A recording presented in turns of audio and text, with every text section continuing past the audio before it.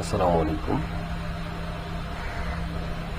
বিভিন্ন চাকরি পরীক্ষায় বিয়ারিং এর উপর আমাদের প্রায় প্রশ্ন আসে।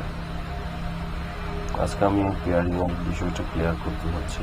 আমি যেভাবে বুঝি ওই বিষয়গুলোই আপনাদের মাঝে শেয়ার করতে যাচ্ছি। আশা করি খুব সহজেই বুঝতে পারবেন।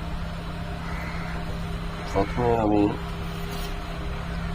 আমাদের বিয়ারিং সাধারণত দুই ধরনের হয়। একটা হচ্ছে WCB হোল সার্কেল বিয়ারিং, আর একটা হচ্ছে RCB রিডিউস সার্কেল বিয়ারিং। বিষয়টা ইজি, একটু বোঝার চেষ্টা করুন। সাধারণত আমরা আপওয়ার্ড নর্থ হিসাবে কাউন্ট করি, অ্যাজ ইউজুয়াল তার ব্যাকে সাউথ। হোল সার্কেল বিয়ারিংটা সাধারণত আমরা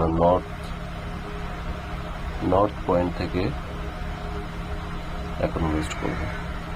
লাইক আমি যদি এদিকে একটা বাহু কল্পনা করি, তাহলে ওইটার হোল সার্কেল বিয়ারিং করতে হবে।